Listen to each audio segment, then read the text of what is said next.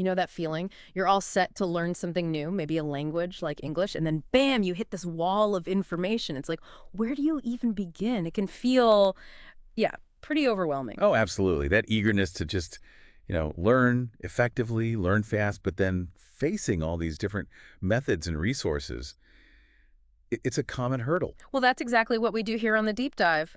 We take the sources you, our listener, provide on a topic you're curious about, and we really dig in to find the gold. Hmm. And today, that spotlight is firmly on learning English, especially those really crucial first steps, saying hello, introducing yourself.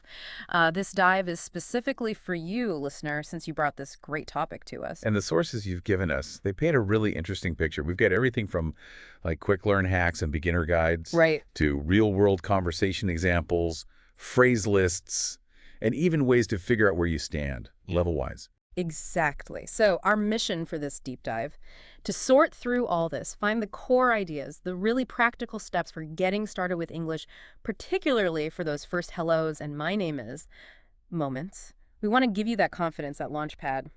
Okay, let's get into it. So maybe the first place to start, even before you learn hello, is thinking about why.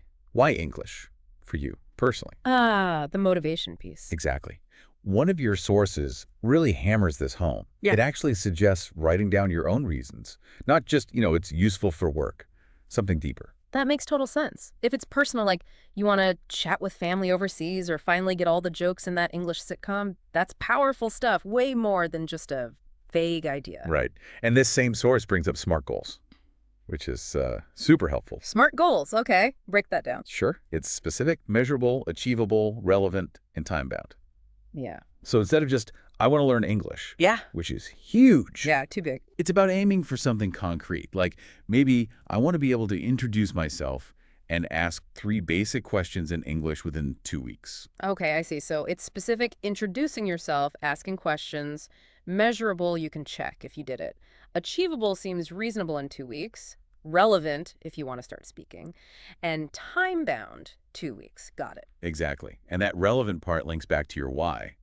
If the goal connects to your reason for learning, you're much more likely to stick with it. So for you, listener, maybe take a minute. What's your specific reason for tackling English greetings and intros? And what's a small, smart goal you could set for yourself right now? Once that motivation is solid and you've got a goal, then you look at the how-tos. Another source you sent focuses on practical strategies for beginners. Right, the best methods one. Yeah. And a big piece of advice is creating an English environment. Which sounds daunting, but it doesn't mean moving, right? Not at all. It's about weaving English into your day. Like, watch movies in English, listen to English podcasts. BBC Learning English is a good starting point mentioned. Follow English accounts on social media. So maybe find some short YouTube videos of people introducing themselves, little things. Exactly. And consistency is key, even short bursts daily. This source also talks about conversation practice, actually speaking. Even if it's just a few minutes. Yes. Finding language exchange partners online, HelloTalk and italki are suggested, or even just recording yourself saying basic greetings. Listen back. How does it sound? Okay, practical tips. What about the actual words? You need vocabulary for introductions. Crucial, you can't say nice to meet you without the words. This source suggests making it fun word games, maybe. Keep a notebook for new words. And actually use them, right? Not just list them. Yes, put them in sentences. That's how they stick.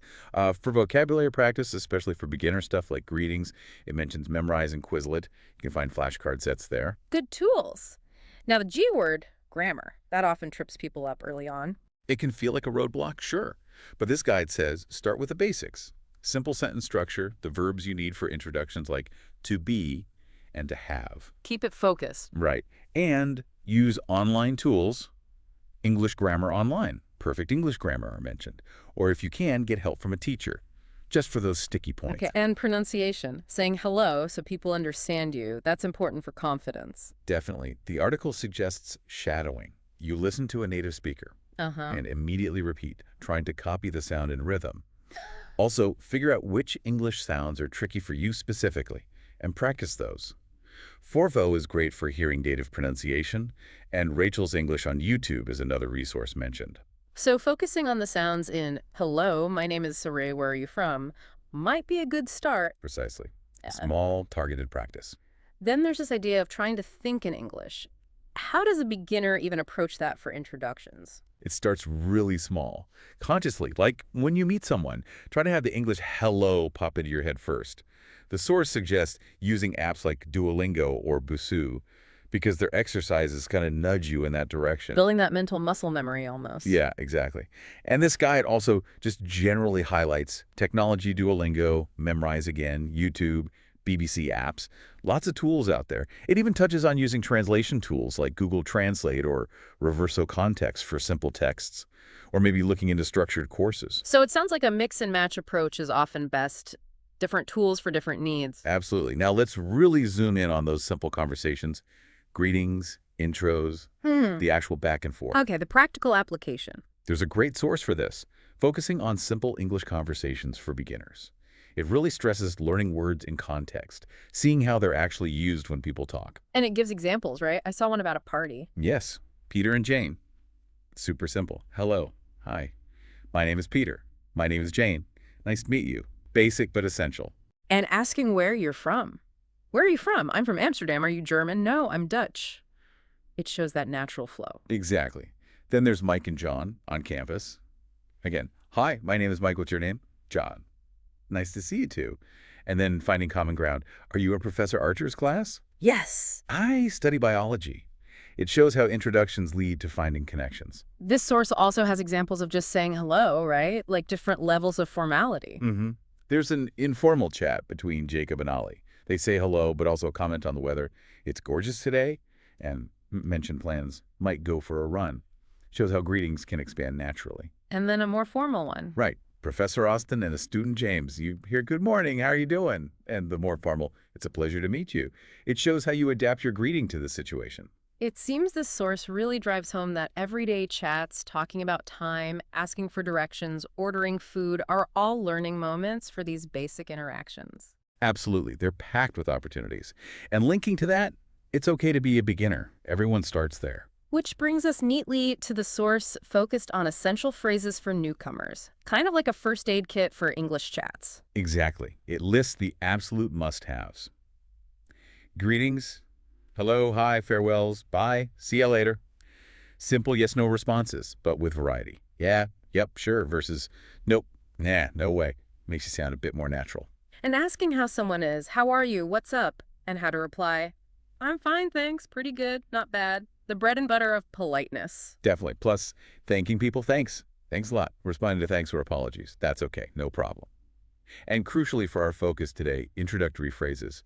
I just wanted to introduce myself. And nice to meet you. Getting those down really builds confidence, doesn't it? Huge confidence booster. The source also mentions phrases to show you're listening like, really? Or, that's interesting. Just having these basic tools makes starting a conversation much less intimidating. Okay, so you've got your motivation, some strategies, some key phrases, but how do you know where to aim your learning? Like what level are you actually starting from? Good question. That's where the final source comes in, the one about level tests. Zandy English, I think.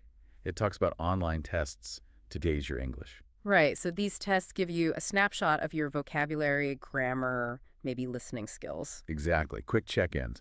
And interestingly, it mentions AI tools now on platforms like Duolingo or Babbel or Grammarly that can analyze your writing or speaking to estimate your level. And give feedback, too. Yeah, pointing out errors, suggesting areas to practice. Super useful for tailoring your learning. Because knowing your level helps you pick the right stuff, doesn't it? This source lists resources by level. It does. For beginners, A1, A2, it suggests things like English for Everyone, Level 1, Duolingo, Babbel, maybe the English with Lucy YouTube channel for those basic intros. Intermediate, B1, B2, maybe English File. Intermediate, Memrise, Busuu, starting to listen to TED Talks or the English We Speak podcast. Getting more complex.